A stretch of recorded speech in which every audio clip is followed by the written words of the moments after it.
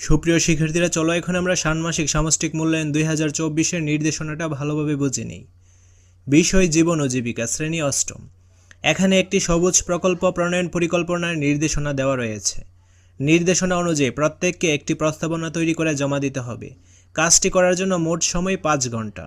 তবে প্রকল্পের সমস্যা নির্বাচন, প্রস্তাবনা প্রস্তুত এবং অনুষ্ঠান সূচি তৈরির জন্য জোড়াই আলোচনার সুযোগ থাকবে এবং এরপর প্রত্যেকে নিজ নিজ খাতায় প্রকল্পের প্রস্তাবনা তৈরি করবে।